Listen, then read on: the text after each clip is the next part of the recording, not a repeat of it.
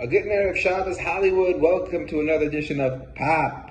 So Parshas Beha'alotcha talks about blowing the trumpets. That when the Klal Yisrael, when Moshe Rabbeinu had the two trumpets blown, two of them, it was a siman that all of Klal Yisrael was to gather together. All 2,600,000 men, 2 million people should all gather together. When one was blown, it was a siman that the Nesiim should gather together. So a beautiful question from Rav Torsky. Rav Torsky asks, he says, wait a minute, I get 2 million people. To gather 2 million people, you need a trumpet, you need a bullhorn, you need some type of siman, of sign to gather them all together, because you can't send messengers to get that many people.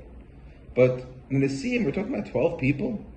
What's the problem? Send a couple of shluchim, let them go out to the encampments, get the Nesiim and bring them in. Why do you got to blow a trumpet? That everyone should hear that one trumpet to gather the Nesiim. So Rav Torsky answers beautifully. He says, Moshe Rabbeinu, i.e. the Ribono Shalom, was sensitive that maybe if the Shliach gets Shevet Reuven first, then the Nasi of Shevet Shimon, Levi, they might feel bad. Why wasn't I gotten first? Am I lower on the totem pole than the other Nesiim?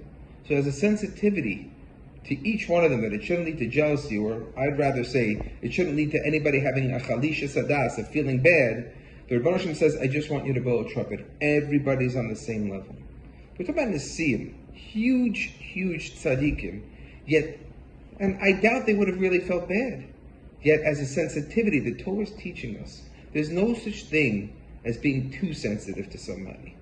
The idea of being sensitive to everybody, every one of your friends, every one of your confidants, every one of your wife, your family, every time you think, don't be so sensitive.